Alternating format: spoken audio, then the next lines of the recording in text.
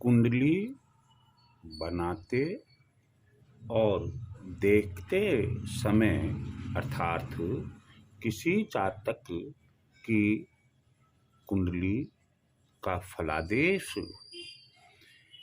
देने के समय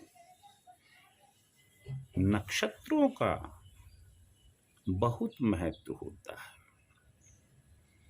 नक्षत्र क्या होते हैं पहले हम यह समझ ले। आकाश में हम देखते हैं कि बहुत से तारे होते हैं। जितने तारे होते हैं उनको कुल मुख्य 27 भागों में बांटा गया है। ज्योतिषविदों ने आकाश में स्थित तारों को कुल 27 भागों में बांटा। उनके आकार के अनुसार वो स्वरूप में कैसे दिखाई देते हैं उसके अनुसार या हमारे ज्योतिषविद का अन्य कोई आधार, वैज्ञानिक आधार रहा होगा कि उन्होंने कुल तारामंडल को 27 भागों में रखा, जिन्हें ज्योतिष में नक्षत्र कहते हैं। जातक का जन्म जिस नक्षत्र काल में होता है वह बहुत महत्व रखता है। आपने सुना होगा कि अगर नॉर्मल डिलीवरी होती है तो उस समय हम जो डिलीवरी कराने वाली औरत है यानी कि दाई है उसे कहते हैं कि भाई डिलीवरी होते समय आप घड़ी में टाइम नोट कर लेना कि बच्चे का जन्म कितने बजे हुआ। और यदि सिजेरियन है या हॉस्पिटल में नॉर्मल हो या डिलीवरी सिजेरियन हो उस समय भी हम ऑपरेशन थिएटर के अंदर जो डॉक्टर और डॉक्टरेस रहते हैं उनसे यह पहले ही कह देते हैं कि भाई आपकी और हमारी घड़ी का मिलान कर लो और आप जिस समय बच्चे का जन्म हो वो समय प्लीज नोट कर लेना। भाई क्यों नोट कर लेना? ताकि हम यह जान सके कि किस नक्षत्र में बच्चे ने जन्म लिया है। ये नक्षत्र बच्चे की कुंडली बनाते समय बहुत महत्व रखता है। जातक की यानी कि बच्चे की कुंडली बनाते समय हमें सबसे पहले तो हम जानना चाहते हैं कि साहब बच्चे का नाम क्या रखें। तो नक्षत्र के आधार पर जिस चरण में बच्चे का जन्म होता है, एक चरण में हम जानते हैं कि 4 नामाक्षर होते हैं और अपने एक राशि में 2.25 नक्षत्र होते हैं। तो जिस नक्षत्र में उस बच्चे ने जन्म लिया है, नक्षत्र का कौन सा चरण, क्योंकि एक नक्षत्र के 4 चरण होते हैं और नामाक्षर भी 4 ही लिए गए हैं, तो किस चरण में हुआ है उसी के अनुरूप हम बच्चे का नामकरण करते हैं। हम यह भी जानना चाहते हैं कि बच्चे का जो जन्म हुआ है, जन्म पाया क्या है? सोने का है, चांदी का है, तांबे का है, लोहे का है, अर्थात किस पाए में बच्चे ने जन्म लिया है यह भी निर्भर करता है किस नक्षत्र में बच्चे ने जन्म लिया है।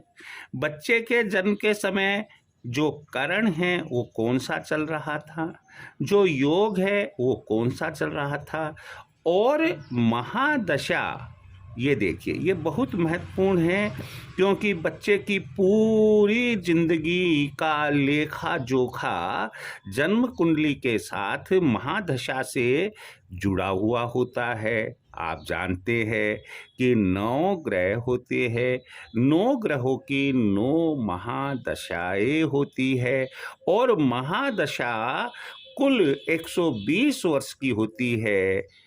लेकिन जब बच्चा गर्भ में आता है तब से लेकर और जो मृत्यु पर्यंत अगर उसने पूरी जिंदगी जी है जो शास्त्रोक्त है, तो 120 वर्ष की महादशा होती है। कोई भी महादशा साधारण व्यक्ति की स्थिति में दोबारा नहीं आती है। जब बच्चे का जन्म होता है, हम नोट करते हैं कि किस नक्षत्र में हुआ, और वो नक्षत्र जिसमें कि बच्चे का जन्म हुआ है वह किस महादशा से संबंधित है। हम वह महादशा बच्चे के जन्म की लिखते हैं।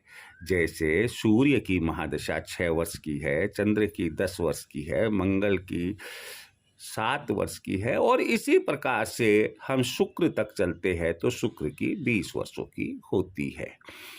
तो जिस समय बच्चे का जन्म हुआ उस समय किस नक्षत्र में हुआ और नक्षत्र का कितना भाग गर्भ में रहा, उसको तो उसके अनुपात में हम महादशा को बांटते हैं।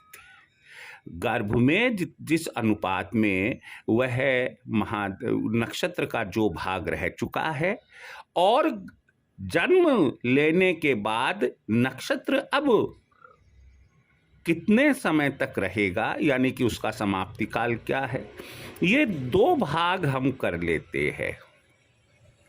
और 2 भाग करके पहला भाग भुक्त कहलाता है और दूसरा भाग महादशा का भोग्य काल कहलाता है। जैसे सपोज करो कि शुक्र की महादशा 20 वर्ष की होती है। देखिए, बहुत सरल उदाहरण है। और जिस नक्षत्र में जन्म हुआ उस समय हमें मालूम हुआ कि उसकी शुक्र की महादशा थी, लेकिन नक्षत्र के 3 चरण बीत चुके थे और चौथा बस लगा ही था, प्रारंभ ही हुआ था। तो अनुपात हो गया 3:1। एक बहुत मोटा सा गणित है, 3:1। तो 20 वर्ष को 3:1 में हम बांटेंगे तो ये 15:5। इसका मतलब शुक्र की महादशा के 15 साल भुक्त में आ गए, भुक्त काल में आ गए, और शेष 5 साल जन्म समय से आगे, जन्म लेने के बाद आगे भोग्य काल में केवल 5 वर्ष की शुक्र की महादशा रहेगी। इस तरह से नक्षत्र के आधार पर महादशा का निर्धारण होता है। जैसा आप जानते हैं, महादशा से अंतर्दशा बनती है, अंतर से प्रत्यंत्र बनती है, प्रत्यंत्र से सूक्ष्म बनती है, सूक्ष्म से प्राण दशा तक भी हम बना सकते हैं और बता सकते हैं यदि उसकी हमें आवश्यकता है। तो जातक के जन्म समय नक्षत्र कौन सा था, जन्म नक्षत्र कौन सा था, यदि वह सही नहीं लिया गया तो महादशा गलत हो जाएगी। महादशा गलत होगी तो आने वाले समय में हम उस कुंडली से जो गलत नक्षत्र से बनी हुई है, हम जातक के भविष्य का फलित नहीं बता सकते हैं, फलादेश नहीं दे सकते हैं। इसलिए हमें यह जानकारी होना निहायत ही जरूरी है कि एक्यूरेट किस नक्षत्र में कितना समय नक्षत्र उदय हो चुका था और कितने समय तक वह नक्षत्र बीत चुका है, और किस समय बच्चे का, जातक का जन्म हुआ है। अर्थात जन्म नक्षत्र की सही जानकारी सही समय में होना आवश्यक है। अब हम आगे बढ़ते हैं कि नक्षत्रों के नाम क्या है। नक्षत्रों को 27 भागों में बांटा गया है। स्वाभाविक है कि नाम भी 27 होंगे। अगर किसी माँ के 27 बच्चे हैं तो 27 बच्चों के 27 नाम होंगे। तो इसमें जिस क्रम में मैंने लिखा है उसी क्रम में आपको याद करना है। आप कहेंगे साहब मेरे को कोई ज्योतिषविद नहीं बनना। मैं ये तो नहीं कह रहा आपसे कि आप ज्योतिष शास्त्री बनिएगा, आप कुंडली का निर्माण कीजिएगा। मैं तो आपसे केवल यही कहना चाहता हूँ कि आपको सरल, सहज और शुद्ध एक्यूरेट जानकारी कुंडली की, जो ऑर्डिनरी है, जो सामान्य जानकारी है, होनी चाहिए, ताकि हम कुछ अपने स्वयं के बारे में और कुछ अपने परिवार के सदस्यों के बारे में भी जान सकते हैं। और मैंने आपसे यह भी कहा कि ज्योतिष सॉफ्टवेयर तो आजकल बहुत अच्छे डेवलप हो रखे हैं। आप उनसे अपनी कुंडली डाउनलोड करके आप एनालिसिस कर सकते हैं, गहन एनालिसिस भी कर सकते हैं कि जो सर ने कहा वह कहाँ तक सत्य है। तो हम इस पर ज़्यादा विचार नहीं करेंगे, क्योंकि लेक्चर का कोई आदि और अंत नहीं होता है। अब यहाँ तो नक्षत्रों के नाम, पहला नक्षत्र है अश्विनी, दूसरा भरणी, तीसरा कृतिका, चौथा रोहिणी, पांचवा मृगशिरा, छठा आर्द्रा, सातवां पुनर्वसु, आठवां पुष्य, नौवां अश्लेषा। आपको मैंने ये 9 इसलिए बताए कि आप इसी क्रम में इनको याद सरलता से कर सकते हैं। जैसे आज तय कर लिया कि मेरे को 9 नाम याद करने हैं, कल तय कर लिया कि फिर मेरे को 9 नाम याद करने हैं, परसों तय कर लिया कि फिर मुझे 9 नाम याद करने हैं, और फिर एक साथ 27 नामों को लिखकर भी आप देखेंगे। 10वां नक्षत्र है मघा, 11वां है पूर्व फाल्गुनी, 12वां है उत्तर फाल्गुनी, 13वां है हस्त, 14वां है चित्रा, 15वां है स्वाति, 16वां है विशाखा, 17वां है अनुराधा, 18वां है ज्येष्ठा, 19वां है मूल, 20वां है पूर्व आषाढ़, 21वां है उत्तर आषाढ़, 22वां है श्रवण, 23वां है धनिष्ठा, 24वां है शतभिषा, 25वां है पूर्व भाद्रपद, 26वां है उत्तर भाद्रपद और 27वां रेवती नक्षत्र होता है।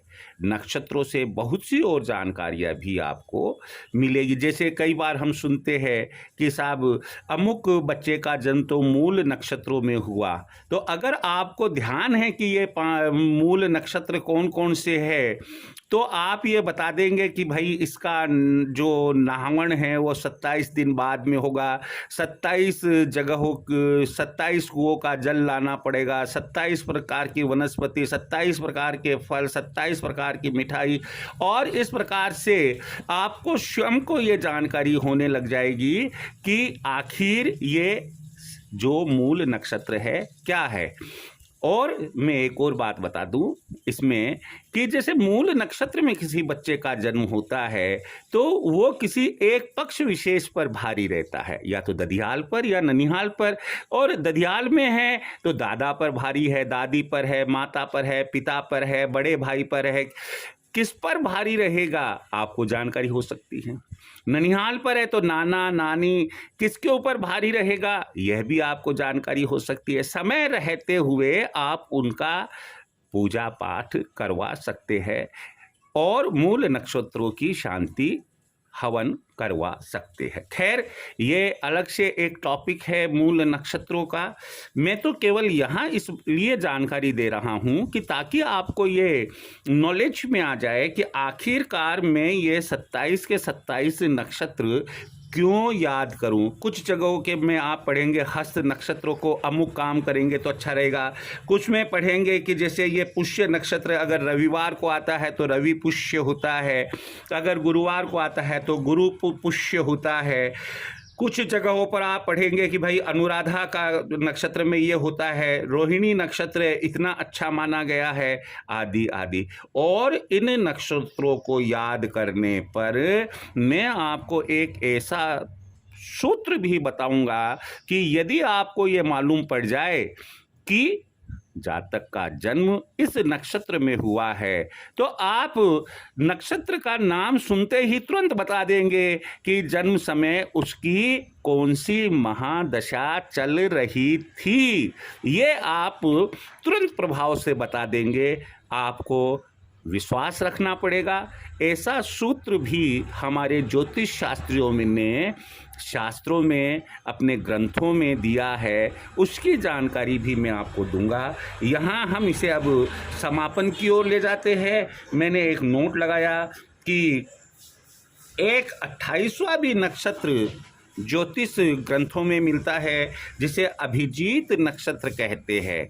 लेकिन मूलतः आप इस चीज की तरफ ज्यादा जानकारी ना रखें। यह लिखने में इसलिए आया है कि कल को आप कहीं दूसरे वीडियो पर या किसी पुस्तक में आप पढ़े और आप ये सोचे कि सर ने तो हमें ये चीज बताई नहीं कि 28वां नक्षत्र भी होता है एक अभिजीत। तो इसलिए मैंने आपको बताया है। यदि कहीं इसका उपयोग होगा जातक की कुंडली में, तो समय पर वह भी आपको बता देंगे। मुझे उम्मीद है कि आपको नक्षत्रों के बारे में सरल और सहज जानकारी आराम से मिल चुकी होगी, आपको समझ में भी आ गया होगा। आपके अगर कोई कमेंट्स हो, निश्चित रूप से आप लिखिएगा कमेंट बॉक्स में। और अब इस वक्त तो अब मैं क्या कहूँ कि पूरा देखिएगा, क्योंकि यहाँ तक ही देख लेंगे तो वो अपने आप में ही पूरा हो गया। जय श्री कृष्णा।